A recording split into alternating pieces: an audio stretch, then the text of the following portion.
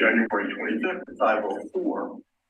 In attendance are Cynthia Andrews, Nick Dirkman via Zoom, Heidi Blackwell, Larry Osborne, and myself on the board. Denise Butcher and Greg Williams, the staff are attending. We have another guest, Bill Carton is here, who will be joining the board next month officially, and he's asked to sit in and get smart. And we have some guests who will welcome shortly. Welcome. Okay, the first item of business is we need an election of officers. The first board meeting of the year. So I guess I need to open for nominations for the chair. Do I hear any nominations? I nominate David Goldberg. I'll second that. All in favor? Aye. Thank you. Happy to do so. Also for the vice chair. I would be happy to nominate Cynthia Andrews. Second, please. I'll second. All in favor? Aye. Thank you. I think those are the two. Those are the two. Yep, those are our bylaws. Thank you very much. We have 2 meetings to review the minutes of our November 30th first. Any comments, any corrections or updates? No. What about the meeting of the 21st of December? Corrections or updates? I didn't see anything. No? No. Have a motion to accept both of those, please. I make a motion to adopt both sets of minutes as presented. I'll second that. Right. Favor? Aye. Aye. Thank you. Okay, let's move to the library director's report. Okay. Thank you very much, Chair Goldberg. So as usual, I will not spend a lot of time unless there are questions on anything that's in the packet. I do have 2 items that I wanted to share that I didn't make the packet and haven't been part of the Friday updates. I just want to let everybody know that we received our first library district distribution payments memo that came yesterday about 4 o'clock. And we are right on track budget wise. Our budget, let me share this so Nick can see it. And I will forward on the actual memo from the county just so you can all see it. I will include it in the future board packet. But we are here in fiscal year 22-23. So as part of our city budget, we budgeted $2.65 million in library district revenue. The district payments are made in 2 distributions through the course of the year. We get the first one at the end of January, which is about 93% of what we can expect. We get the second one at the end of June, which is kind of the late property tax payments. So you can see here of our budgeted $2.65 million, we received as our first distribution $2.509 million, which leaves, in order to make budget, we need our second payment to be $140,000. This is the history of what the second payments have been for the last 10 years. So I'm very confident that we will, that our second payment is going to be right where we would like it to be. I want to thank our finance department for their help, and we've done a better job of budgeting this year for district distributions, which makes a big impact when we do budgets. So that's an important point. If you look back all the way to fiscal 13-14, you see the bottom line. Those are excess dollars that are sitting in the library fund right now. That was as a result of underestimating the tax revenue from the county. It was a very conservative approach to budgeting, which, in a sense, has resulted in something we're going to have to deal with this budget year, which probably is a good thing. But that's how that got developed. And as you can see, the last 2 years, in fact, Greg overspent by about 10 grand last year, and we're hoping he's going to underspend by about 10 grand this year. We were to the plus on many of the revenue accounts, so it's all good. This is merely a rounding error, so yes. We're in very good shape. That shows you sort of how we got where we are. So there's that update, and the other update I didn't get a chance to include, also some late breaking. I just wanted to give everybody kind of an update on the vacancy, the library board vacancy status, and what we're going to do going forward. So I think everybody knows. So the board had 2 excellent candidates that had applied during our last recruitment. The mayor had appointed Ashley Lookenhouse. She contacted me shortly after her appointment. She's moving out of the city due to some personal situation. So she will no longer be eligible to be a library board member. So she submitted her resignation. We talked to the city recorder and the mayor. And my understanding is that Mayor Griff is going to appoint the board's second ranked choice, not the second ranked, but the other person who appeared on the list. So this is Bill Carton, and I anticipate that's going to be done on February 1st at the commission meeting. You don't need to be there, Bill. She'll just read it and make it official. And then in the meantime, we also had one library board member, Elizabeth Zinter, who was on an approved leave of absence from the board. David and I had a chance to talk with her, and her family said, her situation has not changed sufficiently, and so she's just not able to commit to the library board. And she offers such a great perspective. We're gonna miss her. She let us know that she's always available. If we have questions or want to kind of brainstorm with her on early literacy, that's her specialty. And she does want to, keep involved with the life of the library, but the commitment was not something she was able to do. So I checked with our city recorder and the mayor. So we have opened a recruitment for that position. And that's a city position, and we really would like some diversity here. So if anybody knows folks in the city who would be interested, please encourage them to apply. And I believe it is open until the end of February, but it should be live on the city's website now. We'll put it on social media, and we'll do our part to get information out. But yeah, if you've got people that we think might be interested in it, it would bring some, bring perspectives that help this board reflect the diversity of our community. That would be fantastic. So, any questions on the current state of board appointments? A question about the last thing we discussed, the board membership. Is there any possibility that there would be someone who previously had been in the teen advisory group that now has reached an age to become a board member?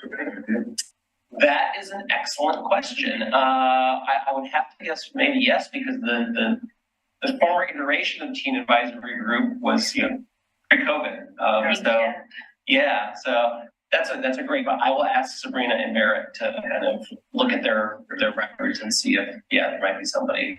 That's a really great idea, Oz. Occasionally, I have. So this is like January. Starting the year off strong. Good. Okay, and other than that, I do not have any other updates to share. If there were any questions on any of the stats that I sent, please let me know. As everybody knows, one of our goals this year is to kind of relook at how we present stats. So keep thinking about what might make what might be useful. I will point out two things in the stats. On the programming stats, we're still working. As I mentioned last time, we're collecting stats in a slightly different way to better correspond with the state library. Would like to see. Let me share this so that Nick can see it. There were two programs in there for which they're the ones I highlighted in green. I didn't have attendance figures for those because we're still getting our internal process down, getting those reported. But we're having staff meeting tomorrow. We're going to talk about that. So hopefully that will we'll get a little better on that. And then I just did want to point out that we changed the column heading on the budget report. So now it says 2022-23 activity. So that was so that yes, there was too much fear that we had overspent. And other than that, that's the only notable things in the stats that I wanted to share and talk about. But again, if there are any questions, I'm happy to try to answer. The Friday activity reports have been fabulous. It's just really interesting what's seeing around.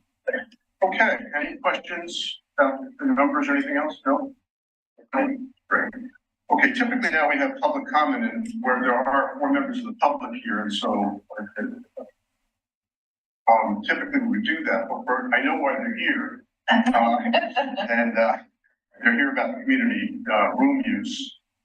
policy. And so what I think I will do is flip these two things and go into the proposed new community room use. And then we'll let you have that. Okay. All right, so let me share my screen. So I sent everybody the packet that had, well, let me back up just for people who can view this later. So this is something we've been working on for a while. So we've had, within this body, we've had some informal conversations that led up to a work session that we had in December, where we had a really great discussion about, some of the challenges and some of the things that we wanted to change in the policy. So we did our best to take that feedback and that material and put it into a revised policy. I think the only, I will admit, there was a comment, there was a suggestion to keep it short. I know I missed the mark on that one. So, but. You're consistent, Greg. I was gonna say that, but. Yeah. So sometimes we felt that sometimes it was better to be a little more, to clarify rather than leave ambiguities in there. So I'm not going to go through the whole thing. I did want to let everybody know that between, I have to have the packets ready a week in advance. And between then and now, I got a couple of pieces of feedback from our city attorney. And I also had one change that I thought about over the weekend I wanted to change. So if it's acceptable, I'm just going to highlight those changes. And then if there are any other changes or discussion items, we can hear about those and I'll try to capture them as we go along. Because my goal would be at the end of this discussion and after we hear from our members of the public, hopefully we can adopt this so that we can go forward with implementing, making the room available. So, all right, Nick, you can see that? Okay. I've read it. Okay, so there are a couple of things. So I'm going to point out just a few very minor changes. So one of the changes we made is in where we define what the types of usage are. I just made it a little clearer that these first four were kind of the permitted uses that we have, and that these other two were either restricted or prohibited. So the for-profit activity and the primarily social use. Just so they didn't run all together and just make it a little clearer for the reader. Our city attorney advised that we add this line here. So this was talking about, if for some reason staff categorize an event as one type of usage and the person comes back and says, I don't agree with you, you would bring that to the library board. Our city attorney suggested adding the phrase, the decision of the Oregon City Library Board is the final decision of the city on the categorization of particular use. I thought that made a lot of sense. How are we In there. We do have that power to make that decision. Yes, I mean, as with any, I would think that any decision that this library board makes, that it could always go to the city commission. Sure. And somebody could certainly bring that up to the city commission, in which case I would anticipate they would look at our policy and do their best to respect it. Okay. But it also makes sense from the service area's perspective. That those individuals that are not part of the city, if the library board is really looking across the whole service area. So if somebody in the incorporated, in an incorporated area has something that they want to bring it, it doesn't really make sense for them to go to the city commission. So I think we should be the stopping point for the decision. Okay. And then I made a slight change. We originally had the statement in that we had to have a library card in good standing in order to reserve this room. I thought about it. We modified it a little bit. One of our goals, we want everybody who qualifies for a library card to have a library card, right? That just helps with telling our story about how the services that we provide, how many people are taking advantage of them. But we do recognize that for some people, especially using this room, they may not qualify for a library card, even though some of our use types might permit it. So an example might be, if a federal government office came and said, we would like to use the community room to do a public input session, the person who is scheduling it or coordinating it might not live in our service area. it might be somebody down in Salem, or it might be somebody from out of state. And in that case, we would, I don't want to force, they're unable to get a library card. So I think our goal is that if you qualify for a library card, hey, let's get you a card, because that also opens up the whole universe of services that we offer here at the library. It's great to have. So, we're going to try to make sure that everybody qualifies, has a card before they sign up for the room. But if they do not qualify for the library card, I put something in it that staff can still proceed with the booking as long as it's consistent with the policy. So that's the biggest substantive change to what I sent. And then the last update, there's two more updates. This was just putting it in a different spot. That's not a major update.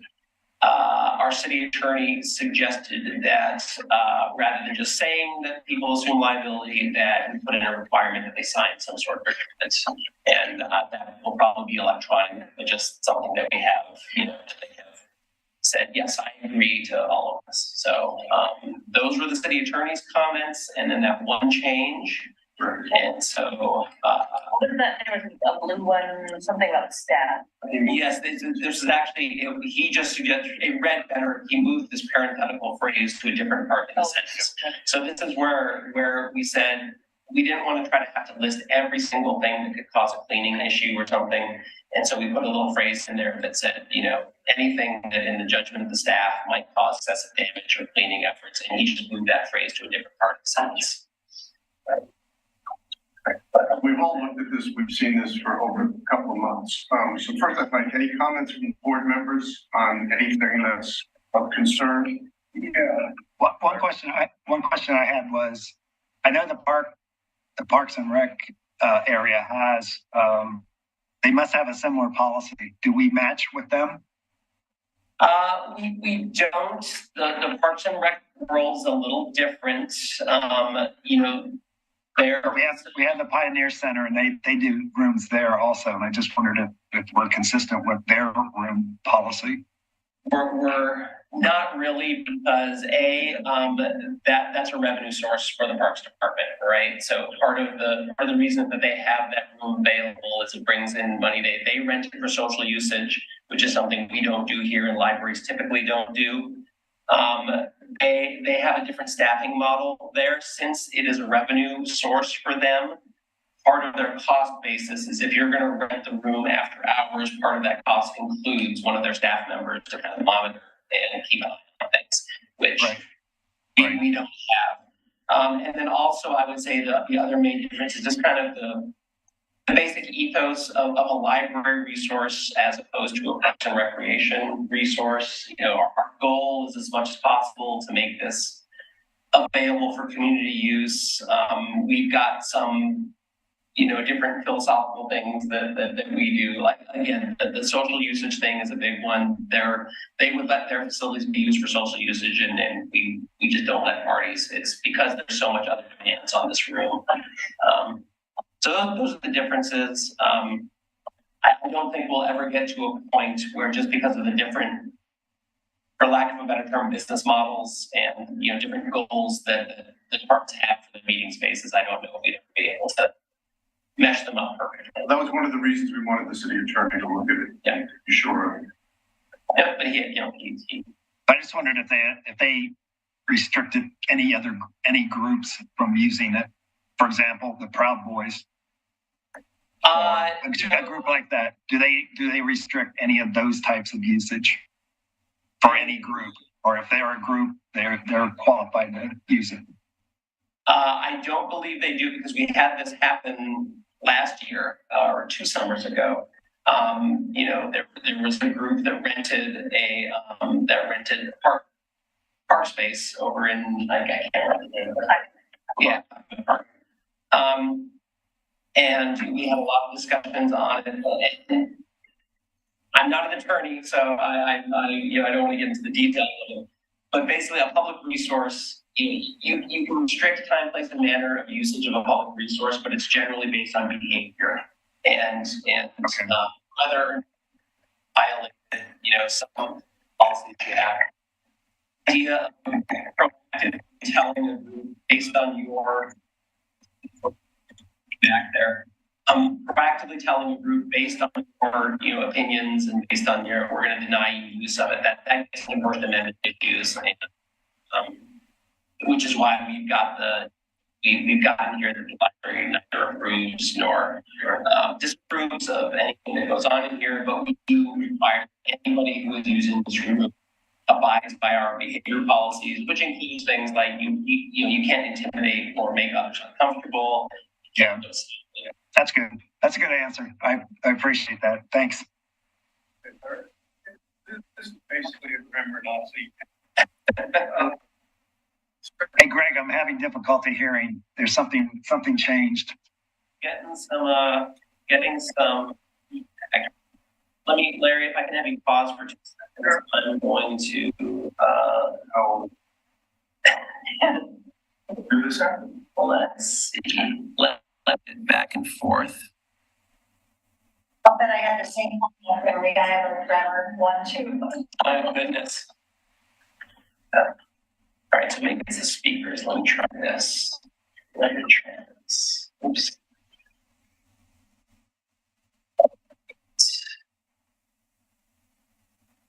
Nick, can you hear us? Yes, that's much better. It was like a crackling sound, and it was very hard. It was not very loud. So I appreciate that. Thank you for fixing that. You're welcome. So I just hear it again. I will tell you that we're now putting your volume through the TV, so which isn't as loud as the speaker. So we may ask you to repeat something if you make a comment. Okay. Okay. Yeah, it's crackling again, but I'll bear with it. Well, let's technology, right? Let's see. Go forward. Go on. Go forward. Okay. Thank you for trying. All right, grammar issue. Yeah, this is under community room usage guidelines, reservations. The first 2 items are in second person, all the rest aren't. So I don't think that saying really fits within the context. Well, I will add, sorry. I will take whatever edits you have. I don't have any specific recommendation. There we go. Okay, reservations. Let's do this on the fly.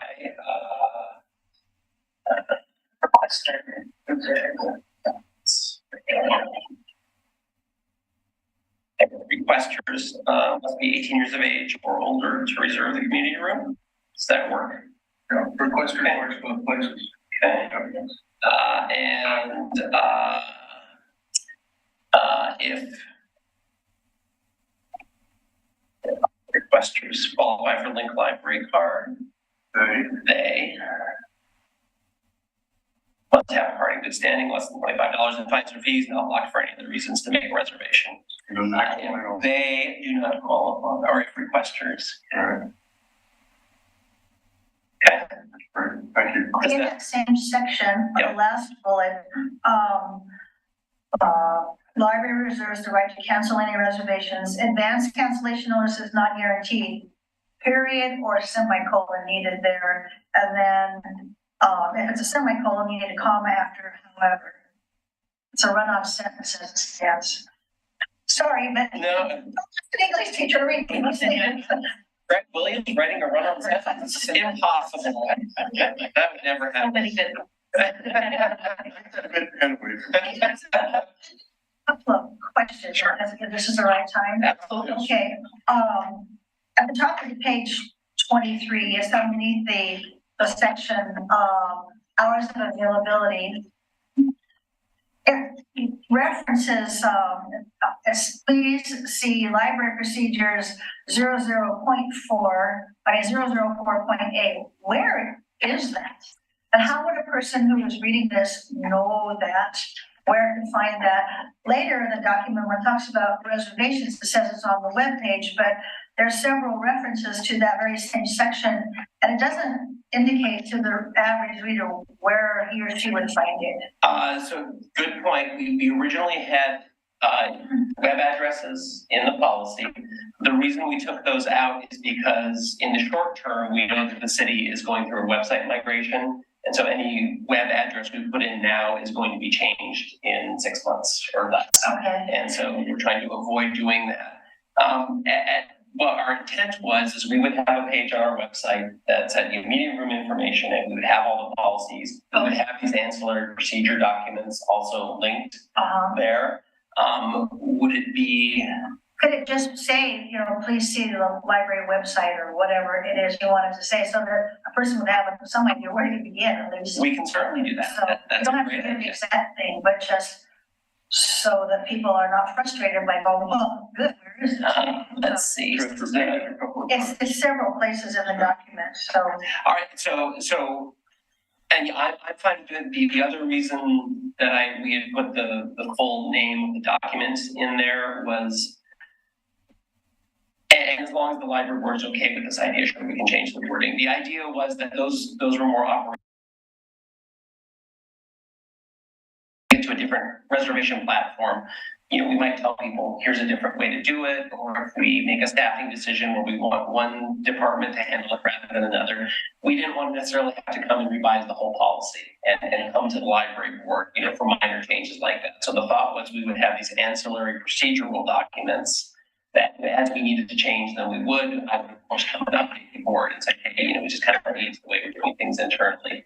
And the goal was to enumerate those in this policy so that it made it very clear, you know, if there was something that somebody was looking for. I don't see in the policy where you tell me how to reserve it, we could point them to that. But if everybody's comfortable with just kind of a generic, you know, please see the website for information on that, I'm perfectly happy. It just makes it clearer to the.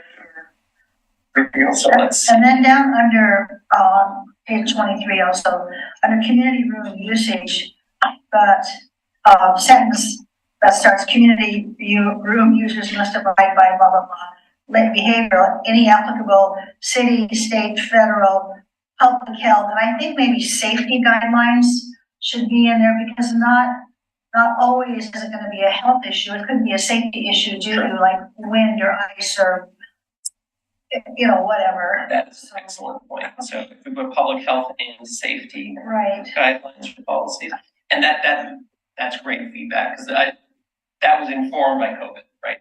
That was our main reason for putting that in is because we had to make so many changes during COVID, but that's another thing that could happen. We know. Yeah. And then under community room usage, that same page, the second bullet, the last sentence, library staff in response to any violation of the library behavior guidelines and or any use that is abusive or dangerous. I think unsafe ought to be there. Unsafe, abusive, or dangerous. Because it can be not safe and it can be either of those. Okay. Sorry. Unsafe, abusive. Is that a correction, an addition that everybody's okay with? Sure. Yes. And then one more and then. No, that's please. Okay. On page 24, of the last bullet point before community room reservation request, I wonder, this is a question, are there any noise restrictions on the user's part? You know, this is a whole list of things that users can't do or need to take care of if they're a user. And I just didn't notice any reference to noise. And I didn't know if that's an issue. It's just a question on whether it needs to be in there or whatever. Tell me if you agree. Our thought was that would be covered by the library's behavior policy. So our behavior policy already says you can't be disruptive, which includes, you know, loud noises. You can't engage any behavior which would unreasonably, you know, interfere with people. So since we have that incorporated by reference to this policy, I think we're okay. So it's just a question. So that's a great question. Before we go on, I just want to make sure, because I'm trying to, let me guess. So basically, the other feedback, which I'm not going to correct right now, I guess I could. Well, let's just do it. Take 2 minutes and then we'll have the exact wording.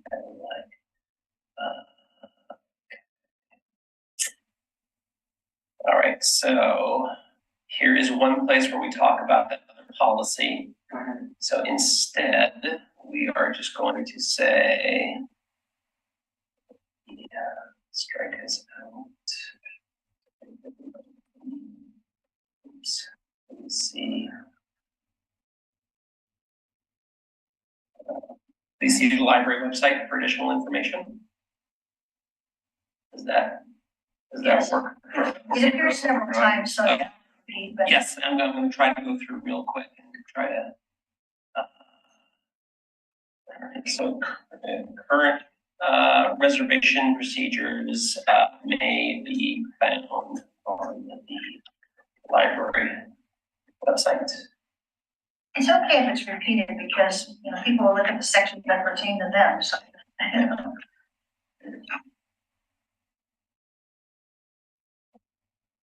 Again, I thank you for being patient while I go through this because I don't want there to be any question that, you know, our advisory body approved one version, but yet something else got put in there. So, let's see.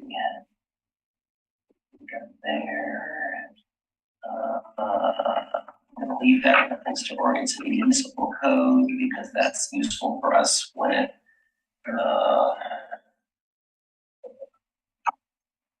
Okay.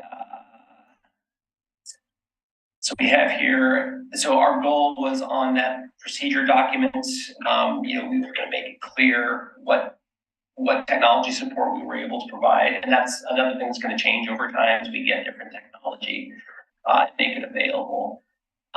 So how about we do this? How about we say for non-library usage, library staff are generally not available to assist with moving furniture, setting up the room, or providing meeting supplies or equipment. Please see the library website for additional information. Does that work for It everybody? gives you flexibility as the technology rolls out, so.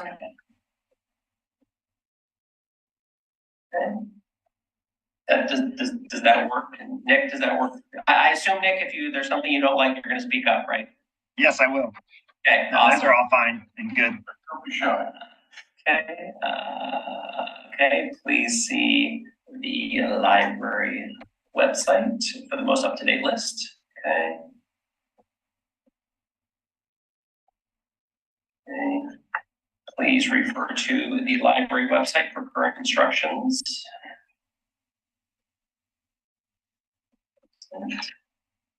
Oh, and then I can take out the information is also available on the Georgia City Public Library website.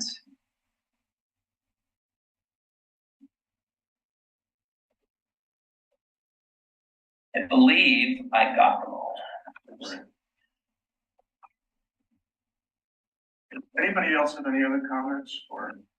One quickie, in the line where we talk about abusive and dangerous, you have a stutter there. To the building. Good catch. Oh. If I find any other of those, I will take it as given that I'm allowed to correct this. Well, before we take action on this, first, are there any other comments by board members? Are we also talking about the after hours thing, or is that? What I would suggest is that maybe we can certainly talk about that. I would love to finish this first, and I'd love to hear, you know, feedback from our public in attendance. That's the only thing right now that I'm asking the library board to approve. That after hours piece is going to be more of an operational thing that I would, you know, bring to you. So on that piece, I'm more looking for feedback to help us craft, you know, how we're going to do it going forward. But that's not something that we're asking for approval. So whatever order you want to discuss it in, it's fine. I just have a little grammar correction, so. Okay. And that you'll probably be seeing. Well, yes, that can do some more. Grammar corrections would be good. Okay, so before we approve this policy, understanding that these are policies, they're going to change from time to time as we confront changes in the environment, changes in technology, et cetera. But I want to give our esteemed guests here, this rogues gallery of the community, a chance to voice any concerns or opinions about this. So please introduce yourself, where you live, and have at it. I'm Linda Casemaker, and I live in Geneva. I've lived in Geneva for many years. Before that, I lived at the top of the hill in Oregon City. for many years. We as a neighborhood do not have a community building to hold our neighborhood meetings. We will fall into these categories. We're a nonprofit, we don't bring food. We generally get along. Sometimes generally we get along. But we would like to have a meeting. We have been challenged. We used to be here before COVID. Since COVID, we've been challenged with Zoom meetings, but we don't have anyone who's very technical to get it started going, so we suffer that. We're currently holding our meetings in person through the use of the members of a church of Past and Macy. If you live in Oregon City, you know that Past and Macy is not exactly in the neighborhood. So we have new members who come. At our last meeting, we had brand new members who came and would come to meetings, and they said, "You meet way out here." We do, but we don't have a place to meet, and we would like a place to meet. We meet every other month, but our meetings are from 7 to 9. We don't rarely we go past 9. I mean, that's just kind of our cutoff period. But we were truly needing a place to meet. We're a nonprofit. We can't go to the FW. It's like over $150. We don't have the money. We can't charge people to come to our meetings. Won't be here. And we need meeting places to grow. I mean, every time we move a meeting place, people fall off. They don't come. We need to be consistent with this. And we need to get it strong. We are a strong little community. We're the smallest neighborhood in Oregon City, but we're pretty strong. We are the neighborhood who raised the funds to bonds the boots, go to the phone office of the team. So we did that on our own, we took that one, raised the money for that. We sometimes meet in our little park, but then the parks are not really, they wanted to charge $65 every time we had a meeting, so we couldn't pay the 60. So anyway, they're over that now, but still that's limited time when we can meet outside in the summer. This is very difficult. So please, this sounds wonderful, but we'd love to have this after hours. We braced ourselves, we just need a door. 2.6 mil, I don't know what a door costs, but maybe it'll be worth something. That's my skill. I'm happy to respond if I want, if anyone else has anything to add. Well, I'm Karen Blaha, and I'm also from the Canema Neighborhood Association. We are all members of the steering committee of the Canema Neighborhood Association. And I think it's important to point out that we are actually an authorized neighborhood association. It's not just a collection of people who get together and like to have, meetings on esoteric subjects. Sometimes they seem like that, but it's not what we do. So then we are affiliated, we are a city authorized entity. And one of the city goals, from my recollection, is that community involvement is one of the important things. So we do have a lot of community involvement in Canema. And so having people able to come within a distance that's reasonable makes sense. So that's part of our plea, I guess. And we're great library supporters. We love the library. So anyway, that's my point. I can say something. My name is Dennis Anderson. I live in Canema also. The thrust of our thing is we'd like to keep it local. We'd like to have the neighborhood be involved. We're adjacent to McLaughlin and we're very familiar with the library. I think as a community, we would accept your policy, your guidelines. I think we're all responsible adults. Whatever requirement that you impose on us to adhere to the time and the preparation and keeping the space safe and orderly. And we have done this before. We've already proven that. We've been here on occasion, I think, pre-COVID. And if possible, we'd like to be considered to keep it within the neighborhood and use the facility. And to that end, we'd help to participate in that factor by, returning the key or give back the key or work with the person who is in charge of the key to address those issues that you so have stated in your new plan. So I think it would be a great thing, and I'd like to keep it local, and I know our association would be more than pleased, and I think it would be a plus, a very plus. No, they said it all. Okay. So if it's okay, I'll take five or 10 minutes just for you on. So thank you very much for the feedback. I think you're gonna be happy with what we put together here. I just to let you know and let the board know, my next step, presuming this gets approved tonight, my next step is I'm gonna go to CIC, and present this to CIC. Representatives are. Good. So, I'm gonna add, let me rephrase. I'm going to ask to be put on the agenda for an upcoming CIC meeting so I can present this. And probably the information I'm gonna give you now is very similar to what I'm gonna present to the CIC. So a couple of just little history things just to let people know how we got to where we are right now and what's been informing our desires even to redo this policy. Our previous policy that was in place since 2017, it explicitly said, after hours usage is not available of the community room. And what it did was it said the library director can override that.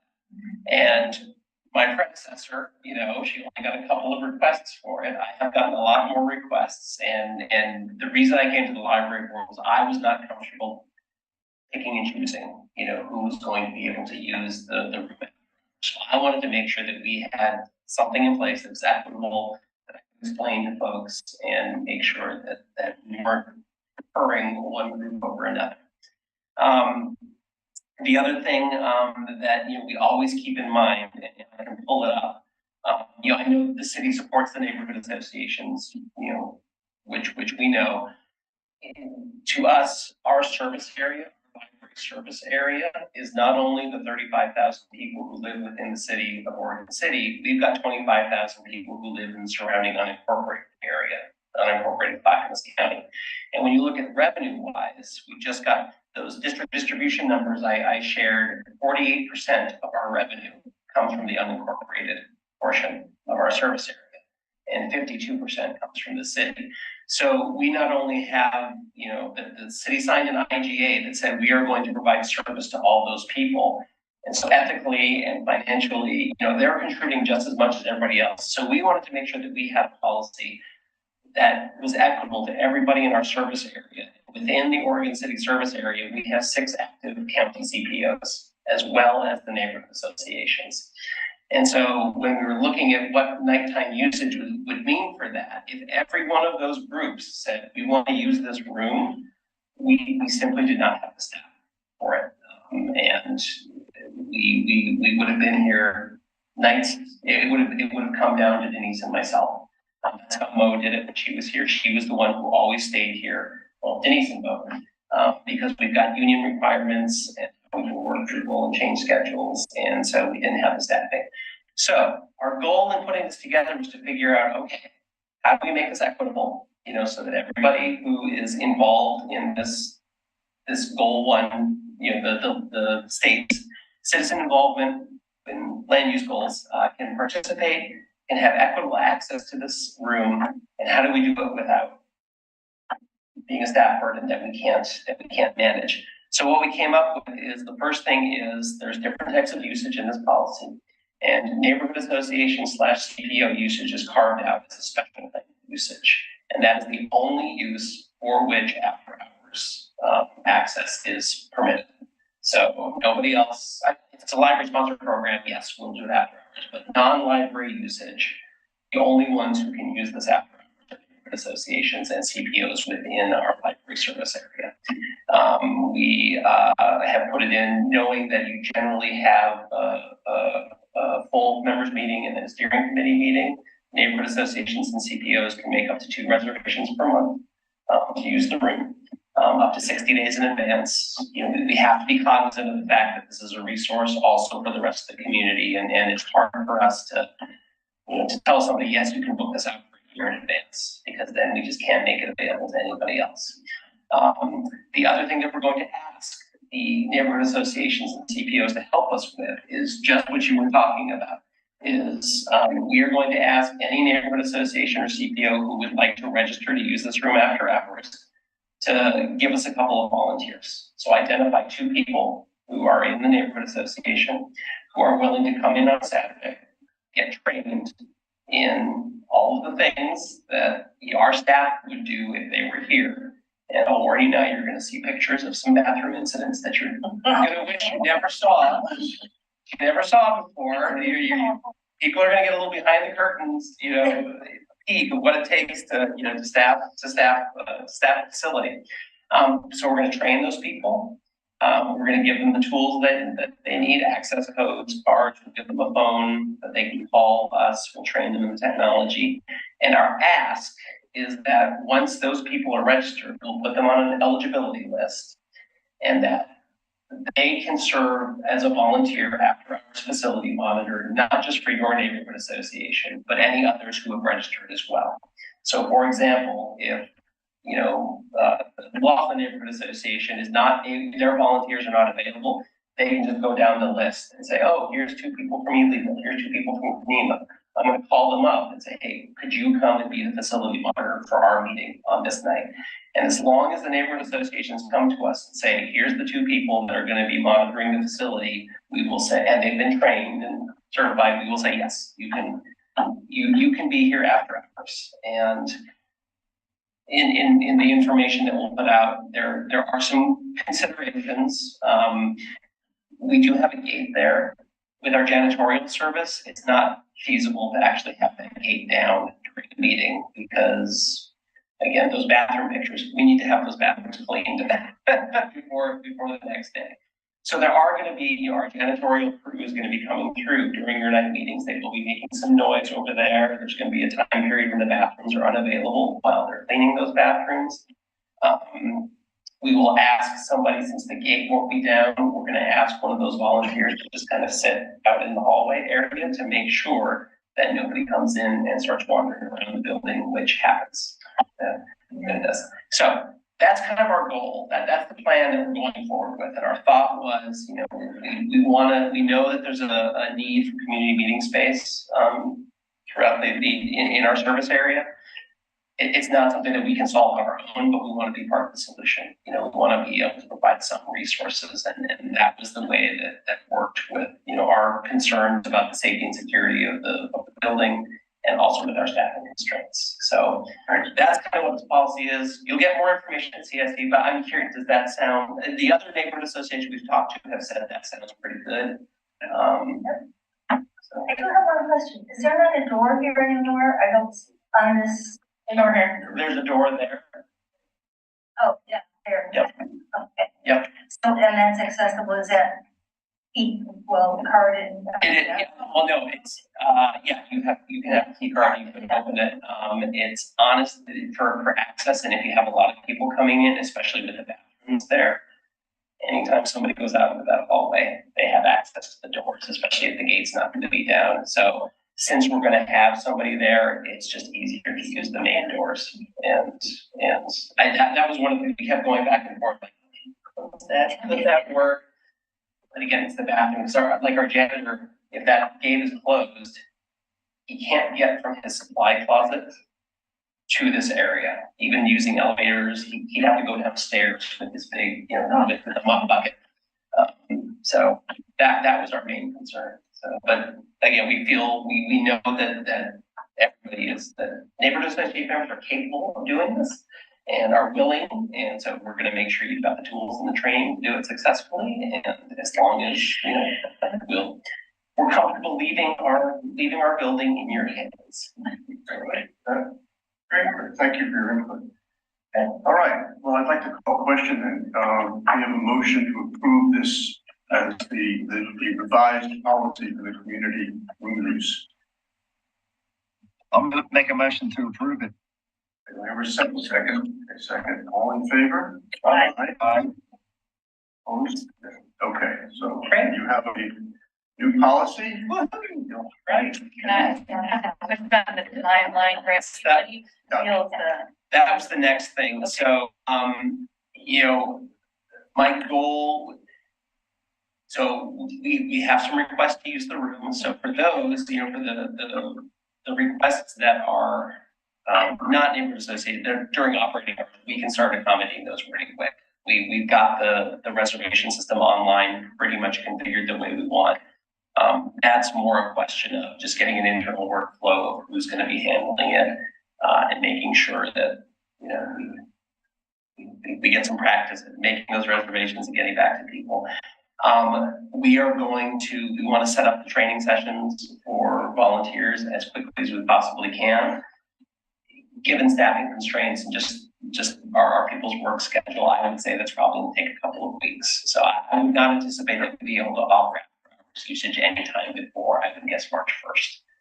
I know that's asking to wait a little bit longer, but getting our safety person, you know, getting that training session set up and making sure that we're able to do it. That should work wonderful. Our next meeting is in February. There's no way it's before February. So our February meeting, we can get volunteers and be ready to go. Okay, awesome, great. And that's what we're going to be discussing next. If we want to take the time, it's just kind of how the training will work. Before we get there, let me just.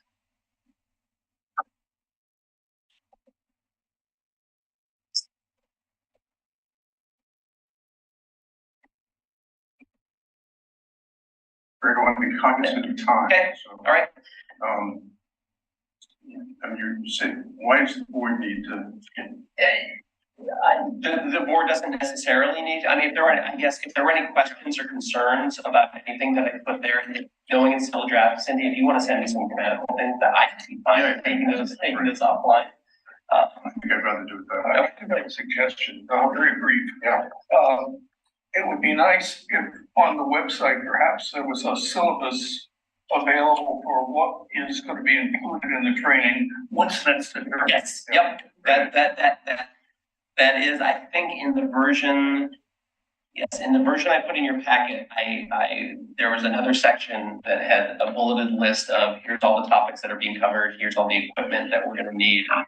Since I took that out because I didn't want to burden you with those internal details. But yeah, it's bathrooms, it's what to do in case there's a health emergency, you know, with a person who's here. It is making sure, you know, where people are allowed to go in the building when the gates up, all that good stuff.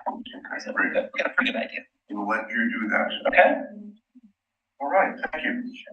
Thank you. All right. Thank you all. Next point is communications, and Nick, you want to start off with LDAC, or Greg, would you like to start off with LDAC, and Nick will join in? Yep. And I'll do my very best to be brief. It was a positive meeting. It was a long meeting, but the eventual resolution was positive. As we talked about last time, there was a couple of members who were advancing some motions that they basically wanted LDAC, who is basically the equivalent of the library board for the full library district. They wanted to advance some concerns to the Board of County Commissioners about the ways that some cities were using district dollars, especially when it came to capital reserves and debt service. Thank you very much for joining. Thank you. We'll take care of them. Thank you, and I'll see you at CIC as soon as I can get on the agenda. Let it be noted that the Kanema Mafia has now.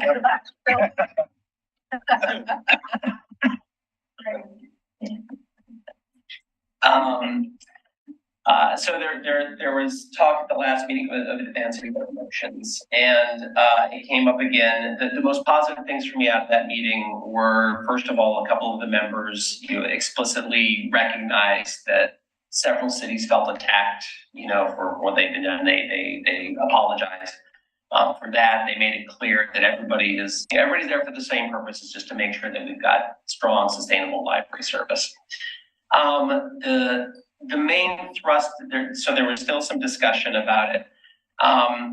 And fortunately, Commissioner Savas was there in person, and he had a very long history with the library district and working on this. And he reminded folks that 3 years ago, pre-COVID, we had a task force, that was supposed to meet and was supposed to hash all these things out. And in a world where COVID didn't happen, that would have been done a year and a half ago, and we'd be well on our way to trying to figure out what we were going to do.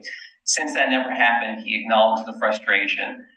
He really kind of strongly indicated that the way to go about making some of these changes or having some of these conversations, it's got to involve the city managers. It's got to involve library boards. It's got to involve LDAC. It's got to involve all of these stakeholders in the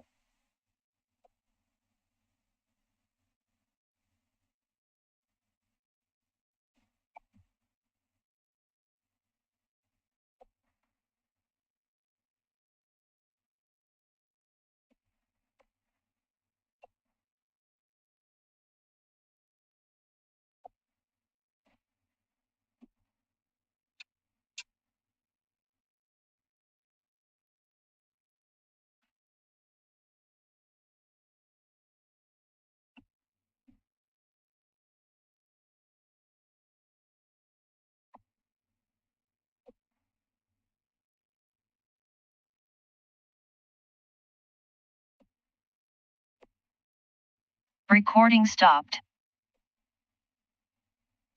There we go. Recording in progress. Okay, we have a little bit. Sorry about that. Yeah, I wonder what happened. Yeah, we don't know. Technology. Anyway, is the best way. And the general consensus was that the library directors have talked about this. We would love to have consultants come in and help us do a lot of the work that was intended to be done by the task force. There was discussion about, who would pay for that. I didn't want my successor there. I felt really bad for putting him on the spot, but that used to be my job. And so I say that, at least when I was there, and, when I budgeted, we had always budgeted $50,000 as part of this task force process. That at least in all the time I was there, it was still budgeted for that. And several of us have talked that, if the county was able to kind of put forward some money to help with that consultant process, I think cities, we could get to the point where, yes, we could contribute some money as well, because it is to the benefit of all district participants to help figure some of this stuff out. So Commissioner Savas committed to kind of he was going to come back to the group in 60 days. He was going to kind of relay some of this to the county administrator. He was going to do some discussions with other people. The other thing that we talked a lot about was there has been talk of budget cuts at the centralized network office that the county that provides the centralized services that all of our libraries really benefit from. Obviously library directors are very opposed to those cuts, and there's a lot of history behind that opposition. And so Commissioner Savas committed to, again, talking to Gary Schmidt, the county administrator, getting some more information about what was contemplated. Several times he said, when it comes to the county general fund, the library network is just such a small part of, such a small piece of that general fund puzzle that, he didn't say it, but he did observe that, it was a very small piece of this funding puzzle. And there were also, I did mention that, going forward, consultant helping us look at the district, the best solution for this would be eventually to get those network centralized services paid for through a district rather than having it in the county general fund, because that would eliminate the county's concern and let them build a courthouse. So did I miss anything major, Nick? The only thing I wanted to add is that there's always discussion about the unincorporated areas and what we as a library district advisory committee, what we're trying to emphasize there, and just the representation and that type of thing. And I was proud to be able to say that our chair and vice chair are both representing unincorporated areas in the Oregon City library or service area, which was nice to be able to say. And the fact that we are doing a survey coming up is also was very positive to be able to say that. So I think that was probably the other key thing. And for us, I mean, I think there was also some discussion of the history of the ballot measure, the master agreement, and the IGA. And there was one of the other library directors who was around during that period of time, was able to provide some input that was also positive for our position or what we're doing right now with the library district funds. So that was really positive too. I thought it came out really well for overall for the library district, and also for us as Oregon City library board or library service area. Great, thank you. Thanks, Greg. So that's, will LDAC have regularly scheduled meetings now? Yeah, there's another the next meeting is scheduled for April 24th. So it's out quite a ways. All right, foundation. Okay. We're not meeting this month, but last month we had our election of officers for 23, and Krista Kruger is the new chair of the Library Foundation. Plus, we have 2 new board members. We're having a thorough budget review, and we're hearing from Greg about what the library priorities are for funding some of their projects, and then we're going to be talking about fundraising as it relates to those priorities. And as you are probably aware, fundraising is going to be a challenge in a post-COVID environment. So we'll be hearing more about that as time goes by. Great, thank you. And the Friends. Well, the Friends met. And the president mentioned this is a boring meeting because it's primarily this business meeting. Basically, I don't think there was anything outcome to report. Was there? No, I think they were happy. Denise and I, as our Christmas gift for our staff, we got them all memberships to the Friends. So that helped bump the numbers. We let them know these were coming soon, and we got more information this week. The new shelving for their display is going to be coming this week. Although I didn't realize That happened after. I didn't either. Yeah. So yeah, and they're very much looking forward to having expanded presence to raise money for the library through book sales here. And we've also worked with our finance department that we can take payments more easily for them. So yeah, that was I don't think they discussed anything else. I don't think so. The only thing that I saw in some of the emails that I've gotten is that they're extending the hours by 1 hour over. They're going to extend it, be open longer during the days, which I think is going to be positive for some folks. I've got 2 truckloads of books to donate. My wife wants to volunteer. Good. They're always looking for all. Yes. All right. Future agenda items. Oh, we have one more. Oh, I'm sorry. Yes, I'm really excited about this update. Our young people, Thank you. I'm just gonna read the report. Unfortunately, I missed the meeting, but Sabrina, our team librarian, reported that the group's doing great. They continue to have a lot of energy. They just met again on Saturday. So on top of their small group work they do during the monthly meetings, they all have individual kind of projects that they're working on. So that, like 3 groups now, it's pretty much narrowed down to as far as their main focus. So they have the social media group, which it sounds like they want a cricket, so that makes shapes. And so they want to promote it on social media. So they're coming with ideas on how to do that. And then book displays that the different cultural events. That's another thing that group is going to work on. A book theme movie night. So a movie and then activities around that. It's happening in February. And so sounds like the first movie they wanted, they can't have because of the licensing. So, have their backup plan, but that'll be real great that they're planning it from the bottom up and they can see all the details and work that goes into making that happen. And then the newsletter, and that's the group that I help with.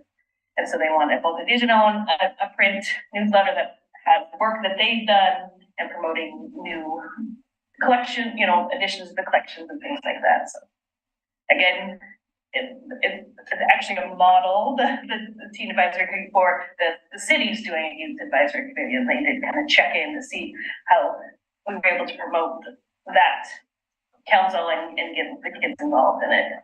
So that was good to have that connection going on too. But, Great. Okay, in terms of future agenda items, I'm working right now on what I'm calling sort of the state of the library.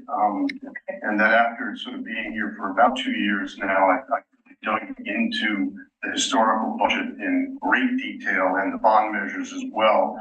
And first I want to thank Nick and Cynthia for serving on the budget committee. We've met now, we'll be meeting again, and I'll be showing you some of the work that I've been doing.